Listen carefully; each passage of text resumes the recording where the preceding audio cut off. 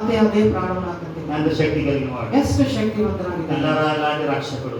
ಆತನು ಇಂತಹ ವಿಮೋಚಕನು. నీ పాపములు కడిగి నిన్ను శుద్ధి చేసి నెమ్మది సమాధానం ఇవ్వడానికి నిత్యమైన భయంకరమైన నరకము నుండి మరణము నుండి తప్పించడానికి ఆయన చాలినవాడు. ನಿನ್ನ ಪಾಪವನ್ನು ತೊಳೆದು ನಿನ್ನನ್ನು ಪರಿಶುದ್ಧವಾಗಿ ಮಾಡಿ ನಿತ್ಯವಾದ ನರಕದಿಂದ ನಿನ್ನನ್ನು ತಪ್ಪಿಸುವುದಕ್ಕೆ ಆತನ ಶಕ್ತಿವಂತನಾಗಿದ್ದಾನೆ. కానీ ఇంకెవరైనా ప్రభువుని అంగీకరించకపోతే, ಆದ್ದರಿಂದ ಇನ್ನು ಯಾರಾದರೂ ಕರ್ತನನ್ನು ಅಂಗೀಕರಿಸದೇ ಇದ್ದರೆ, శ్రేష్టమైన రక్షకుడి గురించి వినడం నీ భాగ్యం, ಇಂತಹ ಶ್ರೇಷ್ಠವಾದ ರಕ್ಷಕನ ಕುರಿತಾಗಿ ಕೇಳುವುದು ನಿನ್ನ ಭಾಗ್ಯವಾಗಿದೆ. అంగీకరించడం మహాభాగ్యం. ಅಂಗೀಕರಿಸುವುದು ಇನ್ನೊಂದು ಮಹಾಭಾಗ್ಯವಾಗಿದೆ.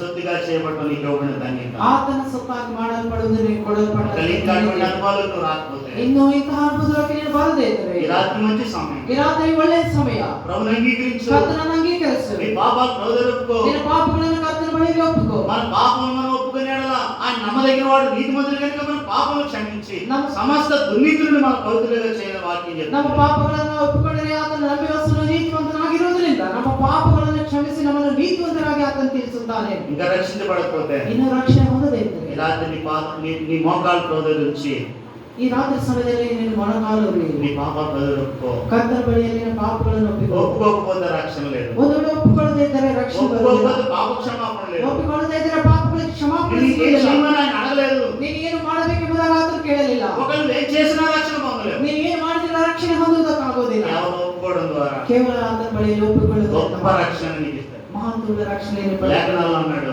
ಲೇಖನ ಭಾಗದಲ್ಲಿ ಹೇಳ್ತಾರೆ, ఎంత గొప్ప రక్షణ నిర్లక్ష్య పెట్టాడని ఎలా తప్పించుకుంటున్నాడు. ಎಷ್ಟು ಮಾತುಗಳ ರಕ್ಷಣೆಯನ್ನು ನಿರ್ಲಕ್ಷ್ಯ ಮಾಡಿದರೆ ಯಾವ ರೀತಿಯಾಗಿ ತಪ್ಪಿಸಿಕೊಳ್ಳಲು ఎంత ಕಾಲ రక్షణ నిర్లక్ష్య పెడతావు? ಎಷ್ಟು ಸಮಯ ಎಷ್ಟು ಕಾಲ ರಕ್ಷಣೆಯನ್ನು ನಿರ್ಲಕ್ಷ್ಯ ಮಾಡುತ್ತೀವಿ. మతంలో నన్ను మాత్రం చేత పరలోకానికి చేరు. ಅವು ಸಭೆಯಲ್ಲಿ ಇರುವುದರ ಕಾರಣದಿಂದ ನೀನು ಪರಲೋಕದಲ್ಲಿ ಸೇರುವುದಿಲ್ಲ. భక్తి చేసేంత మాత్రం చేత పరలోకం చేరు. ನೀನು ಭಕ್ತಿ ಮಾಡೋದ್ರಿಂದ ಪರಲೋಕ ರಾಜ್ಯದಲ್ಲಿ ಸೇರಿ ಬರುವುದಿಲ್ಲ. వాడు రక్షణ పొందాలి. ಮೊದಲನೇದಾಗಿ ರಕ್ಷಣೆ ಹೊಂದಬೇಕು.